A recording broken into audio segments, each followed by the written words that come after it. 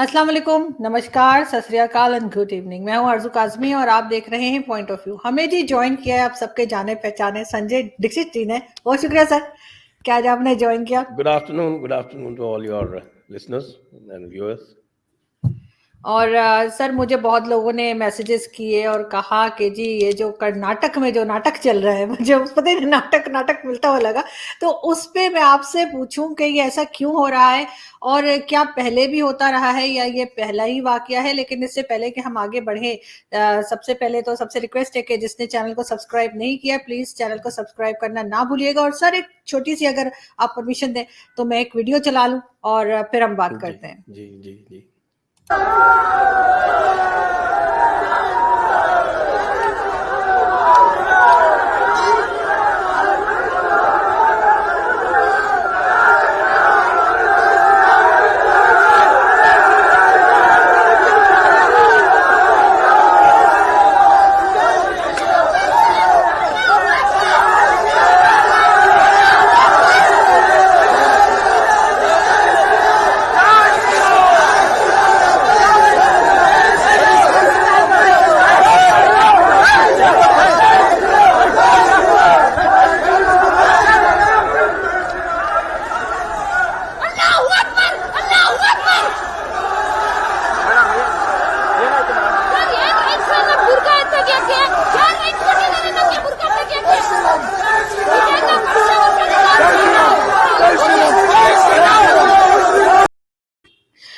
जी sir, ये video यकीनन आपने पहले भी देखी होगी लेकिन एक बार फिर दिखाने का मकसद ये था कि एक दफा और लोगों को याद आ जाए कि क्या हुआ था। लेकिन इसमें ये भी कहा जा रहा है कि इन्होंने चप्पल या सैंडल कुछ पहना हुआ नहीं है, कोई जॉगर्स वॉगर्स, तो ये नंगे पाँव खैर कॉलेज आ गई।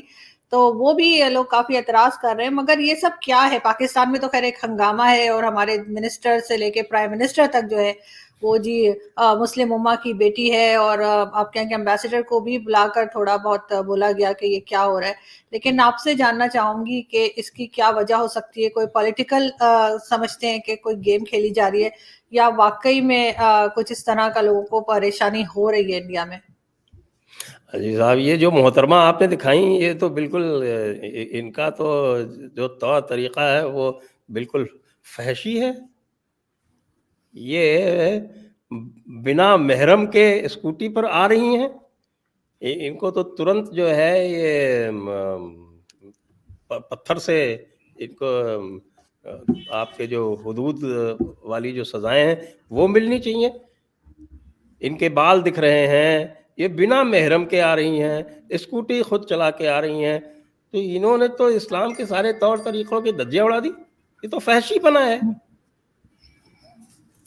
लेकिन इनको सर ये देखकर तो जो जिस शहवत को लोग रोकने की बातें कर रहे हैं सारे हमारे बड़े बड़े मौलाना, उनको तो देख के बिल्कुल मुझे लगता है कि उनको तो रंज आ जाना चाहिए और उनको बहुत गुस्सा भी आना चाहिए और उनको तुरंत जो है फतवे जारी कर देने चाहिए। ये बिना महरम के कैसे आई, पहले तो ये बताइए। सर आजकल तो आज के ज़माने में तो महरम के बगैर ही घूमती हैं। हम लोग खुद हम मार्केट जाएँ तो कोशिश होती है महरम ना ही जाए तो अच्छा है, क्योंकि वो फिर शॉपिंग नहीं करने तो देते। ये फिर ये कॉम्बिनेशन कैसा है कि बिना महरम तो घूम सकती हैं लेकिन हिजाब जरूरी है। ये क्या कॉम्बिनेशन है? ऐसे मैं आप समझा दें साहब, आप पाकिस्तान में रहती हैं, पाक मुल्क में रहती हैं, हम लोग तो नापाक मुल्क में रहते हैं। चलिए कोई बात नहीं। नहीं सर, ये तो मतलब इसमें तो मैं क्या कह सकती हूँ, उसमें तो यही है कि हर एक की अपनी मर्जी होनी चाहिए कि वो हिजाब लेना चाह रहा है ना या ना ना नहीं। ना, लेकिन मर्जी ये नहीं होनी हंगामा चाहिए। हुआ क्यों? ये हंगामा आप जो ना ना ना, आप गलत बोल रही हैं। आप जो है वो दीन के बिल्कुल मुखालिफ बोल रही हैं, क्योंकि सबकी मर्जी नहीं होती। आप सब लोग जो है हनफी मज़हब में सारे के सारे मुक़ल्लिद हैं। यहाँ तक़लीद चलती है, आपको सारे मौलानाओं की तक़लीद करनी पड़ेगी वरना सारे के सारे दोज़ख में जाएँगे।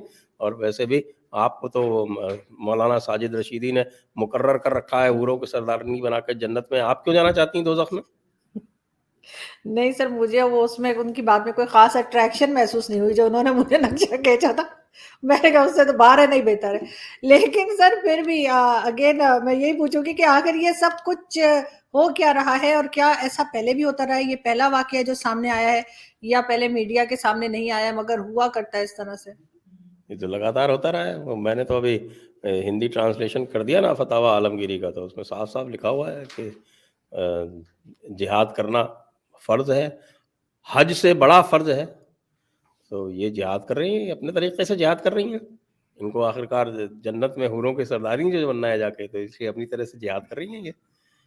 और वो दिखा रही हैं जिसको कहते हैं कि क़ुव्वतुल इस्लाम नाफ़िज़ करना है हिंदुस्तान के ऊपर। पूरे बर्रे-सग़ीर को वैसे भी इस्लामी बनाना ही है, ये तो पहले ही कह दिया था जब रियासत मदीना बनाने गए थे पाकिस्तान सारे के सारे लोग। और वैसे भी कल कोर्ट में आर्ग्यूमेंट हो रहे थे और कह रहे थे कि साहब ये कुरान में लिखा है कि क्या है कि सूरत अन-नूर की 31वीं आयत है, उसमें ऐसा लिखा हुआ है। मैंने कहा कि यार अगर आप कुरान के हिसाब से चलना चाहते हो तो कुरान में तो बहुत सारी और चीज़ें लिखी हुई हैं, वो सारी की सारी आपको फ़ॉलो करनी चाहिए। ऐसा तो नहीं हो सकता कि साहब एक आयत तो आप फ़ॉलो करें और बाकी ना फ़ॉलो करें। कुरान में तो ये लिखा हुआ है कि साहब कि मुशरिकीन को आपको जिहाद करना आपके लिए फ़र्ज़ है, साफ-साफ लिखा हुआ है। और कितनी सारी हैं, आप कहें तो मैं पढ़ूँ कुरान की जो आयतें मैंने नोट कर रखी हैं।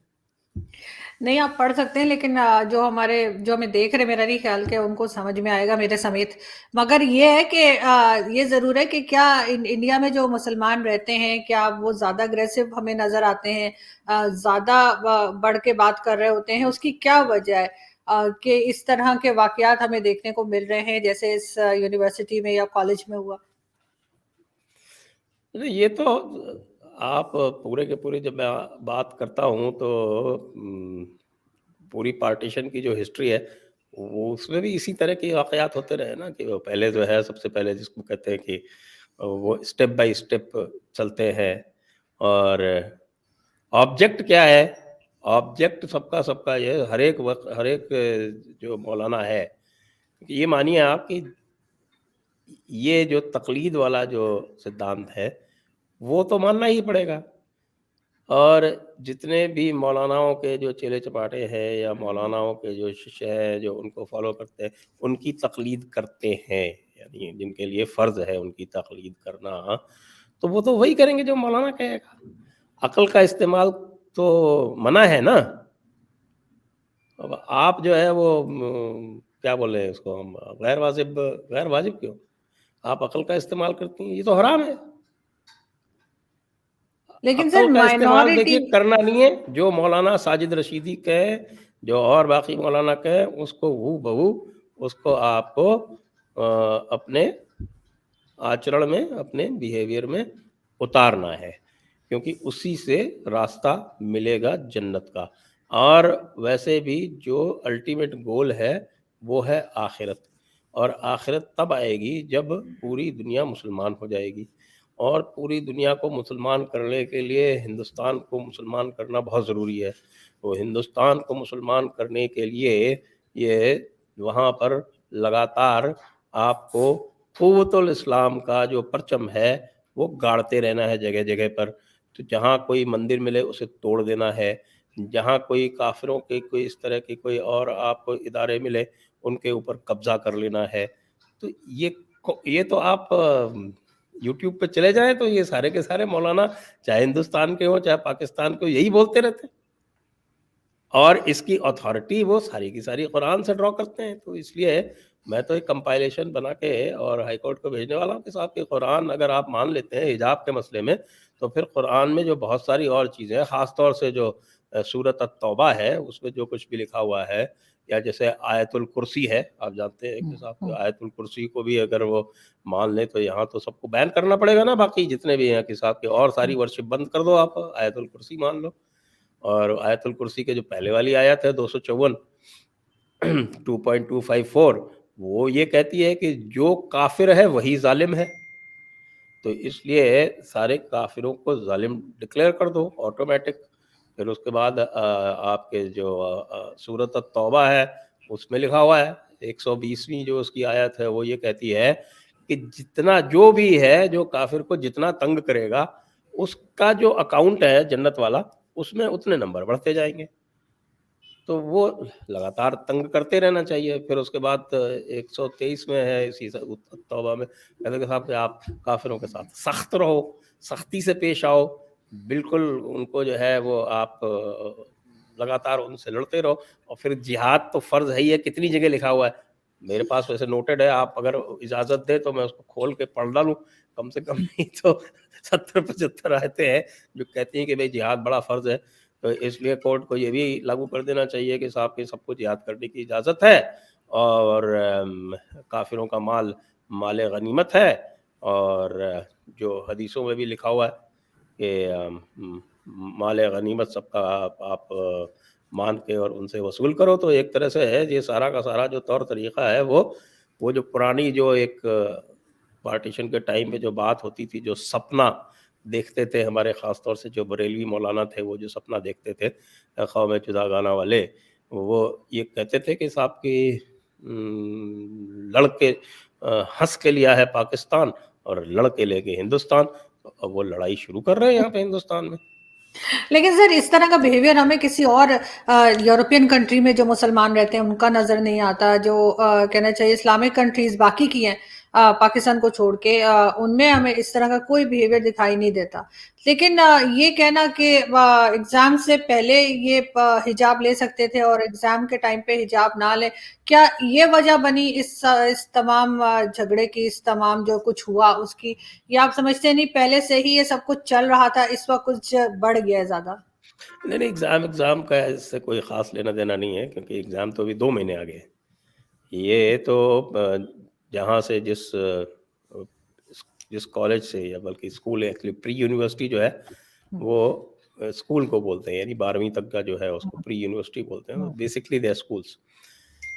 तो जिस स्कूल की बात है, वहाँ की जो कमिटी बनी हुई है, उन्होंने सारे पेरेंट्स के साथ मिलकर ड्रेस कोड डिसाइड किया था, और इस चीज़ को साल भर हो गया। ये अचानक जो है एक यहाँ पर एक पीएफआई करके एक पार्टी है जिसका कि इन्वेस्टिगेशन चल रहा है, जिसको कि टेररिस्ट ऑर्गेनाइजेशन डिक्लेयर करने के लिए बहुत सारी डिमांड हो रही है। उसका एक पॉलिटिकल विंग है एसटीपीआई, और उन्होंने एक स्टूडेंट विंग बनाया है, उसको बोलते हैं कैंपस फ्रंट ऑफ इंडिया।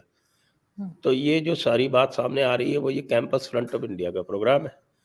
अब जब कैंपस फ्रंट ऑफ इंडिया का प्रोग्राम उन्होंने इस तरह का जब चीज़ शुरू की, तो आप जानते हैं हमारे यहाँ जो पर्टिकुलर जो माइनॉरिटी पॉलिटिक्स है, विशेषकर जो मुस्लिम पॉलिटिक्स है, वो competitive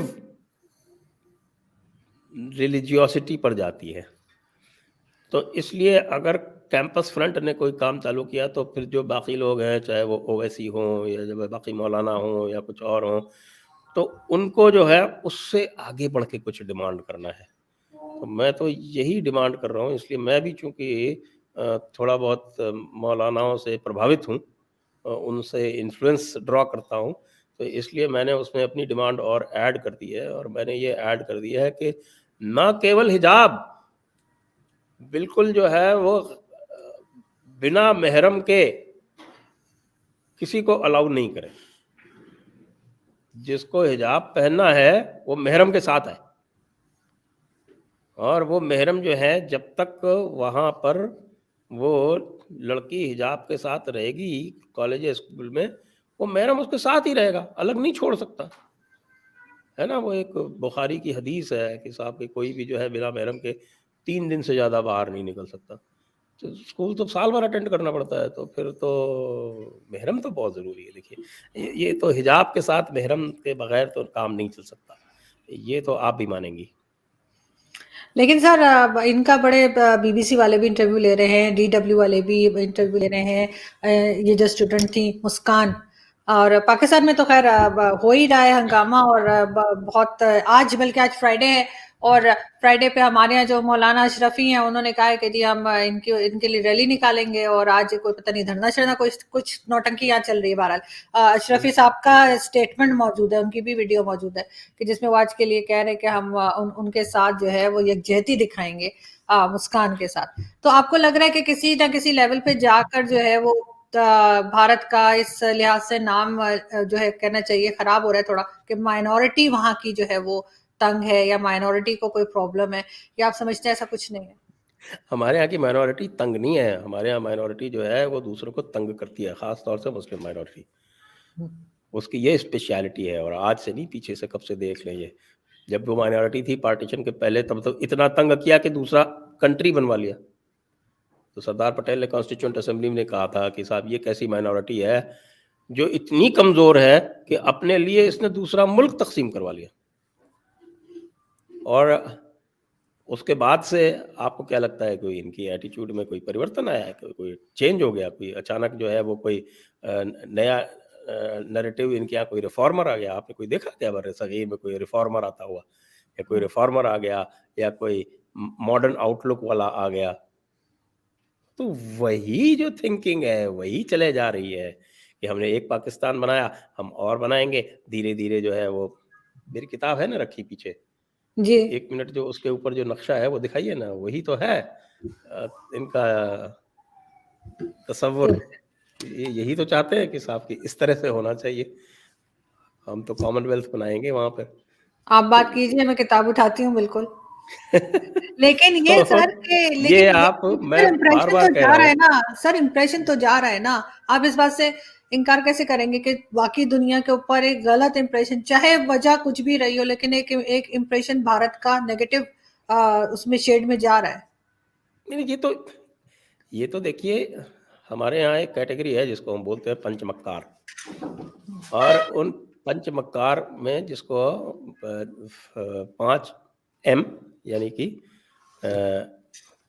Mulla, missionary, Marxist, Macaulay Macaulay's sons and daughters, और मीडिया मीडिया जो so called liberal media, Lutyens media, इनका तो ये स्टैंडर्ड ऑपरेटिंग प्रोसीजर है कि कोई यहाँ कंट्रोवर्सी आप क्रिएट करो, उस कंट्रोवर्सी को फटाफट यहाँ बहुत सारे रिपोर्टर बैठे हैं, BBC के भी बैठे हैं, और न्यूयॉर्क टाइम्स के भी बैठे हैं, वॉशिंगटन पोस्ट के भी बैठे हैं, वो वहाँ जो आपके मैं भी चैनल्स हैं देखा उनके हूँ। भी बैठे हैं।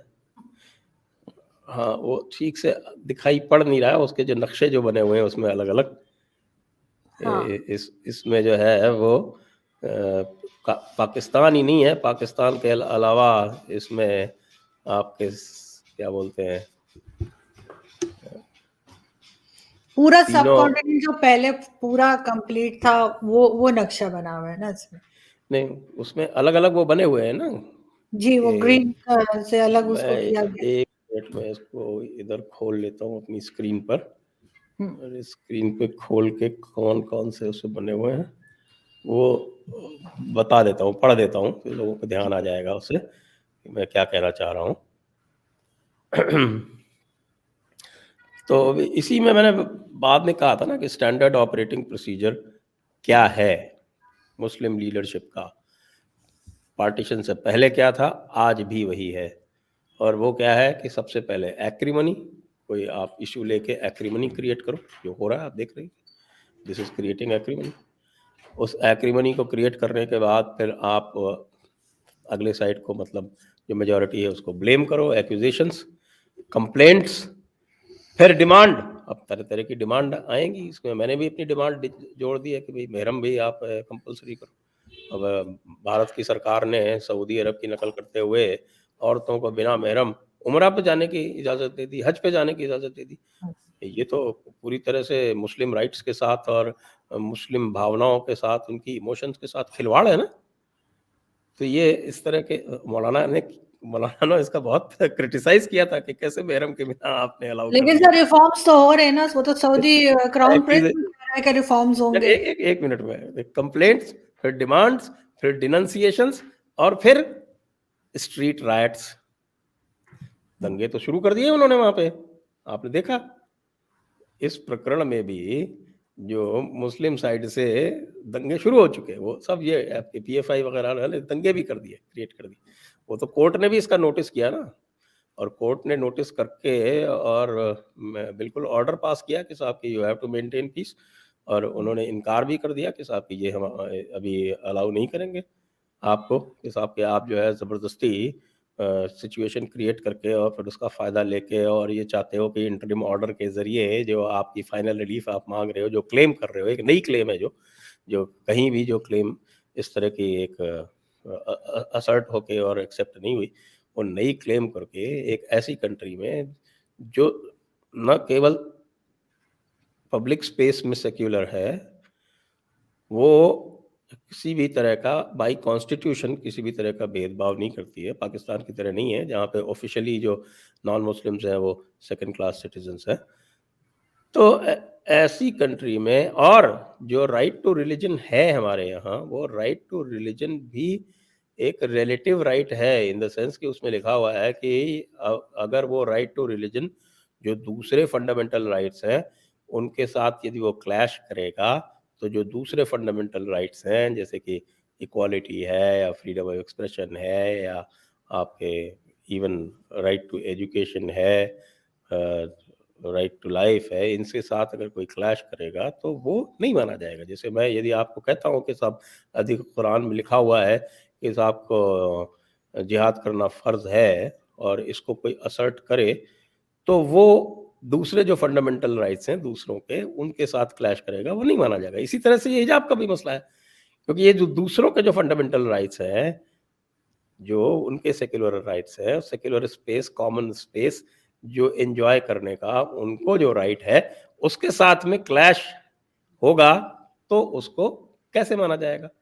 फ्रांस ने किया ना, फ्रांस ने तो आपके पब्लिक स्पेस में, पूरी पब्लिक स्पेस में बंद कर दिया। यहाँ तो सिर्फ ड्रेस कोड की बात हो रही है एक स्कूल की। हुँ। आप सड़कों पे कुछ भी पहन के घूमें, कोई ऑब्जेक्ट नहीं करता हिंदुस्तान में। आप सड़कों पे कुछ भी पहन के घूमिए, हिजाब पहनिए, बुर्का पहनिए, कुछ भी पहनिए। मैं तो बचपन से देख रहा हूँ कि मैं तो यूपी में पला-बड़ा हूँ, तो मैंने देखा है वहाँ पे तो खातूनें सब बुर्का पहन के घूमा करती थी, 60s में, 70s की बात कर रहा हूँ। यहाँ तो नया फैशन है, साउथ में कभी नहीं होता था इस तरह का। ये सब जो है, ये जो रेडिकलाइज़ेशन किया है इन मौलानाओं ने, इसकी वजह से हुआ है। तो ब कॉन्स्टिट्यूशनली परमिसिबल नहीं है, तो इसके लिए माहौल बनाया जा रहा है। और ये जो मैंने बताया, ये प्रैक्टिस्ड रूटीन है कि पहले यहाँ एक्रिमनी क्रिएट करो, एक्विजिशंस करो, उसके बाद फिर वो जो आजकल जो है वो पूरा का पूरा जो सो कॉल्ड लिबरल स्पेस, वोक स्पेस है, वो इनके साथ में खड़ा हो जाता है। लेकिन हमें उससे कोई मतलब नहीं है। हम तो जो कॉन्स्टिट्यूशनली जो राइट्स हैं, उसको हम असर्ट करेंगे और इस तरह की बदमाशियाँ कतई नहीं होने देंगे। और अगर इसके लिए लोग जो है वो तैयार हैं कि इसके लिए, इनकी बदमाशियों के लिए अगर सड़क पे भी जाके लड़ना पड़ेगा, तो लोग लड़ने के लिए तैयार हैं, वो जो आपको देखने में आ रहा है।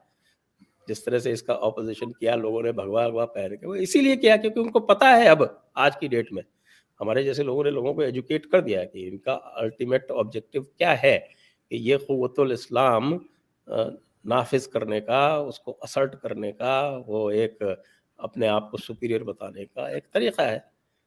तो इसलिए लोग इसको अपोज़ करेंगे। तो सर अब क्या करेंगे? लोग भगवा पहनना भी शुरू कर देंगे, मतलब एक ये नया वो शुरू हो जाएगा कि वो उन्होंने हिजाब डालना है, किसी ने भगवा पहनना है और किसी ने कोई और कलर पहनना है। क्या इस अगर तरह से नहीं, अब देखिए बातें? ये जो है ना, ज हिजाब क्यों पहनना है? बिल्कुल नहीं हुँ, पहनना है। आपको किसी जो एजुकेशन इंस्टीट्यूशन में या किसी सरकारी इंस्टीट्यूशन में जहाँ पर कोई रूल और रेगुलेशन है, वहाँ पे आपको हिजाब पहनने की इजाज़त क्यों दी जाएगी? आप अपनी रिलीजियस आइडेंटिटी सेक्युलर स्पेस में क्यों असर्ट करना चाहते हैं? क्या कोर्ट में भी आप यही कहेंगे कि साहब के वकील साहब जो हैं वो हम हिजाब पहन के आएँगे? हुँ, सही। एडवोकेट्स एक्ट बना हुआ है, कोर्ट में एक ड्रेस कोड बना हुआ है, क्या आप कहेंगे कि नहीं साहब हम तो टोपी पहन के, चोगा पहन के और बड़े भाई का कुर्ता, छोटे भाई का पैजामा पहन के ही हम प्रैक्टिस करेंगे, क्योंकि ऐसा हमारे किसी हदीस में लिखा हुआ है। ये मान लिया जाएगा क्या? या आप कहें कि साहब कि डॉक्टर साहिबा जो हैं वो हिजाब पहन के प्रैक्टिस करेंगी? हुँ, ये कैसे माना जा सकता है? ये तो बिल्कुल रिडिकुलस सी बातें हैं और ये वही वाली बात है कि एक, और आपने यूरोप का भी हवाला दिया था कि यूरोप में ऐसा नहीं हो रहा है, बिल्कुल यूरोप में ऐसा। कैसे नहीं हो रहा है यूरोप में? फ्रांस ने जो रिएक्शन किया है वो इसी कारण तो किया है। जब इस तरह की बातें होंगी तो रिएक्शन होगा, और जो आप भारत में देख रहे हैं वो इसके विरुद्ध रिएक्शन है, और हमारे जैसे लोग इस रिएक्शन का पूरी तरह से सपोर्ट करते हैं। बिल्कुल, और इसको बिल्कुल मैनेज करना चाहिए गवर्नमेंट को, क्योंकि सर लास्ट में यही पूछूँगी कि यहाँ पे ये भी कहा जाता है कि हर चीज़ में वैसे कि मोदी जी को ले आते हैं बीच में, तो कहते हैं जी मोदी जी की सरकार में ऐसा हो रहा है। इससे पहले जो गवर्नमेंट्स थी तो कभी माइनॉरिटी को या मुस्लिम्स को जो है भारत में कोई इश्यू नहीं हुआ, लेकिन जब से मोदी जी आए तो तब से ऐसा कुछ चल रहा है। ये गलत बोल रहे हैं क्योंकि कांग्रेस ने भी इसका विरोध किया है। जो लीडर अच्छा। ऑफ ऑपोजिशन है कर्नाटक में, जो कांग्रेस के हैं, मिस्टर डी के शिव कुमार, उन्होंने भी इसको अपोज किया। उनका ये नहीं होना चाहिए। हालांकि आप कांग्रेस को राहुल गांधी से रिलेट करती हैं, राहुल गांधी को छोड़ दीजिए क्योंकि राहुल गांधी अच्छा, जो कुछ भी आरएसएस कहते का हैं भी एक उसको हम विंग है सीरियसली जो नहीं जो लेते सपोर्ट कर रहा है ना सर, आरएसएस का हैं। भी एक विंग है, आरएसएस का भी एक विंग है जो सपोर्ट कर रहा है वो हिजाब। वो खबर बताते हैं गलत है वो, क्योंकि जिसके नाम से और जिसके हवाले से वो खबर आई, वो बाद में चेक करके लोगों ने उसको, आरएसएस वालों ने उसको डिनाई कर दिया कि ये हमारी तरफ से नहीं है। और वैसे जो उनका वो जो मुस्लिम राष्ट्रीय मंच जो है वो आरएसएस का एफिलिएटेड है, वो भी एक भटका हुआ सही है। वो भी आपके, सॉरी, आप भी अशराफ हैं तो, लेकिन ये हमारे यहाँ के अशराफ जो हैं वो, उनका काम यही है कि किसी तरह से इन्फिल्ट्रेट करके, और उसके बाद जो वो पूरा का पूरा जो नैरेटिव है वो उसको औरंगज़ेब के वो फतावा आलमगीरी की तरफ ले जाओ। अब फतावा आलमगीरी लोगों को पता चल गया है क्योंकि मैंने उसकी ट्रांसलेशन करवा दी, किताबुल जिहाद की ख़ास तौर से। उसमें साफ-साफ लिखा हुआ है कि जिहाद दीन हक़ की ओर बुलाने और उससे इनकार करने वाले से जंग करने को कहते हैं। तो अब लोगों को पता चल गया। अभी तक जो है वो कर रहे थे कि साहब जिहादुल अकबर है और जिहादुल असग़र है, तो साहब जो लेकिन है सर वो कांग्रेस की तरफ से तो जिहादुल ये भी, अकबर। सर हाँ? कांग्रेस की तरफ से तो ये भी कहा गया था कि कोई बिकनी पहनना चाहे तो बिकनी भी पहन के उसके ऊपर तो मैंने एक किया है छोटा-सा प्रोग्राम। तो वो, अब मुझे तो लगता है कि ये बहुत गलत बात है कि किसी मौलाना ने इसकी मजम्मत नहीं की। उन्होंने बिकनी और हिजाब में जो कंपैरिज़न कर दिया गया है, इसका उनको बिल्कुल इसकी मजम्मत करनी चाहिए, इसकी निंदा करनी चाहिए। नहीं, बाकी तो सर बिल्कुल ये ठीक है कि जो जहाँ पे आप पढ़ने के लिए जाते हैं, चाहे स्कूल, कॉलेज, यूनिवर्सिटी, इस तरह के इदारों में जो है एक जो यूनिफ़ॉर्म है, उसी यूनिफ़ॉर्म में रहना चाहिए। और ये हो सकता है इलेक्शन की वजह से भी कोई इस तरह का कुछ उठाया गया है, और यहाँ तो बहुत बहुत तरह की न्यूज़ चल रही हैं। लेकिन हम उम्मीद करते हैं कि आगे से जो है वो इस तरह की चीज़ें ना हों, और भारत में जो माइनॉरिटी है और मेजॉरिटी है, यानी सब लोग मिलजुल के जैसे रहते हैं, और बहुत कम देखने में मिलता है कोई इस तरह का इशू, तो वो कंट्रोल किया जाए और इस तरह के इश्यूज ना बने, क्योंकि बहरहाल मुल्क का नाम जरूर खराब होता है इससे, और हमें भी जरा मौका मिल जाता है, हम भी थोड़े नहीं, हमारे मुल्क का नाम बहुत बहुत रोशन किया है राणा अय्यूब ने। हम बिल्कुल राणा अय्यूब के साथ हैं। क्योंकि हमारे यहाँ से भी, हमारे, मैं बता रही हूँ ना, आज हमारे यहाँ जो मौलाना है वो भी रैली निकाल रहे हैं और बड़ा कुछ यहाँ पे चल रहा है। लेकिन बहरहाल ये मुझे इतनी बड़ी चीज, बहुत से लोग हो सकता है मुझसे नाराज हो जाए इस बात पे, लेकिन मुझे ये इतना बड़ा इशू लग नहीं रहा था जितना इसको बना दिया गया और जितना इस पे हंगामा हुआ है। तो इसलिए मेरा ख्याल है कि इस तरह की चीजों को थोड़ा सा अवॉइड ही करना चाहिए, और उन लोगों को भी जो यूनिवर्सिटी आ रहे हैं, जा रहे हैं, कि भाई जो एक आम चीज़ और बोलूँगा आपको, तो ओके, अभी देखिए, मैं एक चीज़ और बोलूँगा कि अ, 1950 में वो लियाकत नेहरू पैक्ट हुआ था, आपको ध्यान हो तो वो लियाकत नेहरू पैक्ट में दोनों कंट्रीज़ ने एक दूसरे की माइनॉरिटीज़ को, उसमें जो है ना, जो माइनॉरिटीज़ हैं उनको प्रोटेक्ट किया जाएगा। उसके पीछे अंडरलाइंग थॉट ये था, जो अंडरलाइंग थॉट है उसके पीछे ये था कि भाई India is natural guardian for Hindus, तो Pakistan is natural guardian for Muslims. तो पाकिस्तान के जो मुल्ला मौलाना इमरान खान साहब और बाकी जितनी भी पॉलिटिकल पार्टीज़ हैं, वो उस रोल को 1950 वाले को आज भी बड़ी सीरियसली लेती हैं कि वो हिंदुस्तान के मुसलमानों के गार्जियन हैं। अपने यहाँ से सारे हिंदू ख़त्म कर दिए।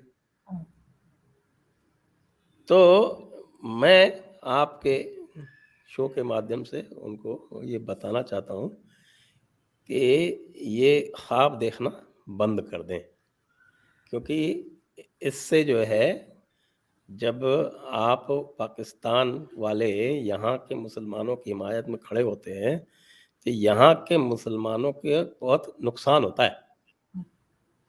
और ये जो समझदार हैं यहाँ के मुसलमान, वो कहते भी हैं दिखावे के लिए, तो ओवैसी भी बोलते हैं कि हम आपकी टांग तोड़ देंगे। कल बोला ना उन्होंने कि आप कौन होते हैं हम लोग दखल देने वाले। तो लेकिन क्योंकि ये सब ठेकेदार हैं, हम्म, न केवल ये जन्नत और दोज़ख के ठेकेदार हैं, ये पूरी दुनिया में उम्मत के ठेकेदार हैं। पाकिस्तान बना ही इसी हिसाब से था कि पाकिस्तान जो है वो पूरी दुनिया में उम्मत का झंडा बरदार बनेगा।